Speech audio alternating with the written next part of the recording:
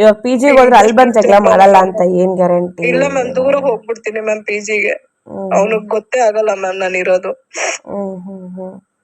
ದೂರ ಹೋಗ್ಬಿಟ್ಟು ನನ್ ಮಗಳು ಕರ್ಕೊಂಡು ಒಂದ್ ದಿವಸ ಆಗೋವರ್ಗು ಬರೋದೇ ಬೇಡ ಈ ಕಡೆ ಅಂತ ಡಿಸೈಡ್ ಮಾಡಿ. ದಿವಸ ಆದ್ಮೇಲೆ ಏನ್ ಮಾಡ್ಕೊಂತಾನೆ ಅವನು.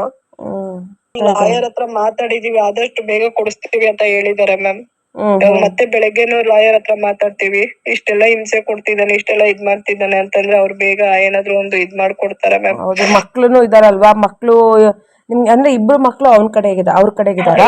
ಮ್ಯಾಮ್ ಬರೋದೇ ಇಲ್ಲ ಅಂತಂದ್ರು ಮ್ಯಾಮ್. ಇವಾಗ್ಲೂ ಕೂಡ ಕರ್ದೆ ನಾನು, ನಂಗ್ ದೊಡ್ಡವನ್ ಬೇಡ, ನಂಗ್ ಚಿಕ್ಕವನ್ ಕೊಟ್ಬಿಡು ನನ್ಗೆ ಅಂತ ಕರೆದ್ರು. ಎಷ್ಟು ಕರೆದ್ರು ಬರ್ಲಿಲ್ಲ ಮ್ಯಾಮ್ ಅವರು.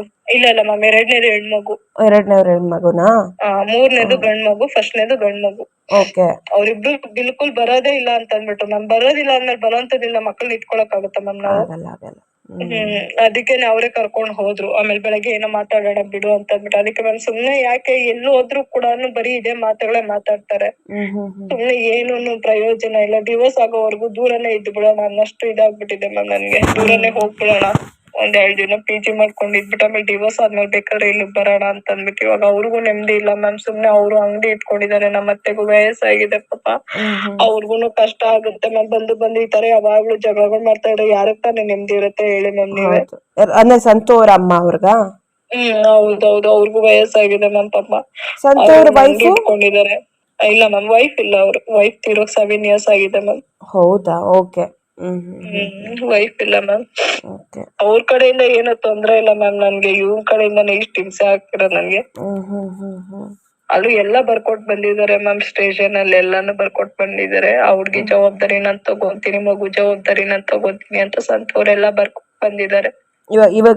ಬಂದ್ರು ಕೂಡ ಈಗ ಬರ್ಕೊಟ್ ಬಂದಿದ್ದ? ಈಗಲ್ಲ ಮ್ಯಾಮ್, ಮೊನ್ನೆನೆ ಬರ್ಕೊಟ್ಟು ಹೋದ್ವಾರನೇ ಎಲ್ಲ ಬರ್ಕೊಟ್ಬಿಟ್ಟು ಬಂದಿದ್ದಾರೆ ಮ್ಯಾಮ್. ಓಕೆ. ಅವ್ರಿಗೆ ಜವಾಬ್ದಾರಿ ಎಲ್ಲ ನನ್ಗೆ ಅಂತ ಅಂದ್ಬಿಟ್ಟು ಎಲ್ಲ ಬರ್ಕೊಟ್ಟೆ ಬಂದಿರೋದು ಮ್ಯಾಮ್. ನಾವೇನ್ ಹಂಗೆ ಸುಮ್ನೆ ಬಂದಿಲ್ಲ.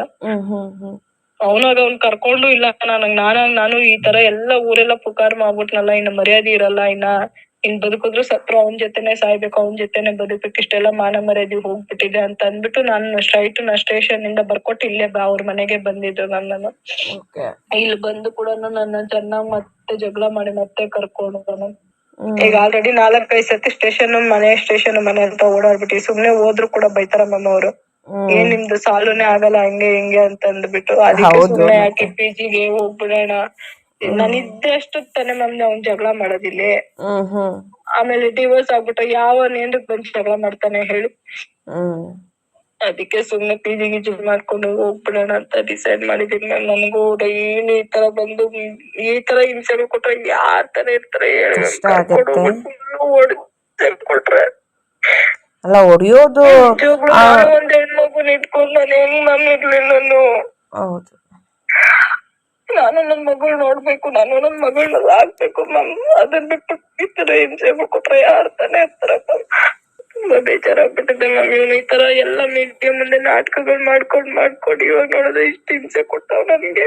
ಅವ್ನ್ ಸಾಕೋ ತರ ಇಲ್ಲ ಮ್ಯಾಮ್. ಅವನು ಸುಮ್ನೆ ಅಷ್ಟೇ, ಎಲ್ರೂ ಮುಂದೆನೆ ಹೇಳ್ತಾ ಇರೋದು ಅಷ್ಟೇ ಮ್ಯಾಮ್. ಅವನು ಸಾಕಲ್ಲ ಮ್ಯಾಮ್. ಅವನು ಗೊತ್ತಾಗೋಯ್ತು ಮ್ಯಾಮ್ ಅವ್ನ್ ಬುದ್ಧಿ. ನನ್ಗೆ ಯಾವಾಗ್ಲೂ ಗೊತ್ತಿತ್ತು ಮ್ಯಾಮ್, ಅವ್ನು ಮಾತ್ರ ಬಿಡಲ್ಲ, ಅವ್ನ್ ನನ್ನ ಸಾಯ್ತಾನೆ ಅಂತ ಅಂದ್ಬಿಟ್ಟು. ಏನ್ ಮ್ಯಾಮ್, ಕತ್ತಿ ಸಿಗ್ತಾನೆ, ಬಾಯಿ ಮೂಗು ಮುಚ್ಚುತ್ತಾನೆ ಗಟ್ಟಿಯಾಗಿ ತಂದ್ಬಿಟ್ಟು ಎಷ್ಟು ಗಟ್ಟಿಯಾಗಿ ಇಟ್ಕೊಂಡು ಬಾಳಕ್ಕೂ ಬಿಡ್ತಾ ಇಲ್ಲ ಮ್ಯಾಮ್. ನನ್ಗೆ ಇಲ್ವಾಯ್ತು ಅಂದ್ರೆ ಎಚ್ಚರ ತಪ್ಪಾಗುತ್ತೆ, ಜ್ಞಾನನೇ ಇರಲ್ಲ ಮ್ಯಾಮ್ ನನ್ಗೆ.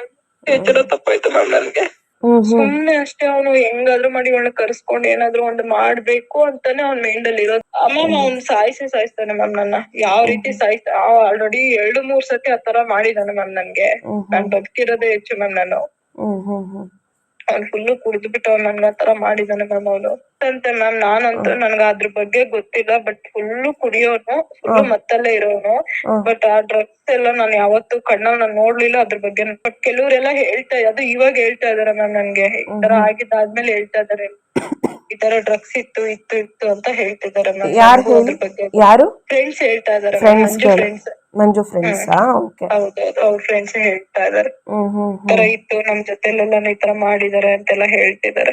ಹೊಡ್ದಿದ್ದಾನೆ, ಆ ತರ ಕುಡ್ದು ಹೊಡ್ದಿದ್ದಾನೆ ಮ್ಯಾಮ್. ಕುಡ್ದು ಎಷ್ಟೋ ಸತಿ ಸಾಯೋ ತರ ಹೊಡ್ದಿದ್ದಾನೆ ಮ್ಯಾಮ್ ಅವನು. 1 ಸತಿ ಅಲ್ಲ 2 ಸತಿ ಅಲ್ಲ, ಎಷ್ಟೋ ಸತಿ ನಮ್ಮ ಅಕ್ಕವ್ರೆಲ್ಲ ಬೇರೆಯವ್ರಿಗೆಲ್ಲ ಕಾಲ್ ಮಾಡ್ಬಿಟ್ಟು ಈ ತರ ಸತ್ತೋಗಿದ್ದಾಳೆ, ಬಂದ್ ಎತ್ಕೊಂಡ್ ಹೋಗಿ, ಇಲ್ಲಾಂದ್ರೆ ಸಾಯಿಸ್ಬಿಡ್ತೀನಿ ಪೆಟ್ರೋಲ್ ಹಾಕಿ ಅವಳನ್ನ ಇಲ್ಲೇ ಅಂತೆಲ್ಲ ಹೇಳಿದಾನೆ ಮ್ಯಾಮ್ ಅವನು. ಅಷ್ಟೆಲ್ಲ ಹೇಳಿ ಸುಮ್ನೆ ಮ್ಯಾಮ್ ಅವ್ನ ನಾಟಕ ಮಾಡ್ತಿರೋದು ಅಷ್ಟೇ. ಅವ್ನ್ ಹೆಂಗಾದ್ರು ಮಾಡಿ ಮಕ್ಕಳನ್ನ ಎಲ್ಲಾದ್ರೂ ಅವ್ರ ಅಣ್ಣನ ಮನೇಲಿ ಅವ್ರ ತಂಗಿ ಮನೇಲಿ ಎಲ್ಲಾದ್ರೂ ಬಿಟ್ಬಿಟ್ಟು ಇವ್ನ ಏನಾದ್ರು ಒಂದ್ ಗತಿ ಮಾಡಿ ನಾನ್ ಜೈಲ್ಗೆ ಹೋಗ್ಬೇಕು ಅಷ್ಟೇ ಮ್ಯಾಮ್ ಅವ್ನ್ ಮೈಂಡಲ್ ಇರೋದು. ಇಷ್ಟೆಲ್ಲ ಮಾನ ಮರ್ಯಾದೆ ತೆಗ್ದಿದ್ದಾಳೆ ಇವಳು ಅಂತ ಅಂದ್ಬಿಟ್ಟು ಅವ್ನ ಮೈಂಡಲ್ಲಿ ಕೂತು ಬಿಟ್ಟಿದ್ದೆ ಮ್ಯಾಮ್. ಹೆಂಗಾದ್ರೂ ನೈಸ್ ಮಾಡಿ ಇವಳನ್ನ ಎಳ್ಕೊಂಡ್ ಹೋಗ್ಬೇಕು, ಕರ್ಕೊಂಡ್ ಹೋಗ್ಬೇಕು, ಸಾಯಿಸ್ಬೇಕು ಅಂತ ಅವ್ನ ಮೈಂಡಲ್ಲಿ.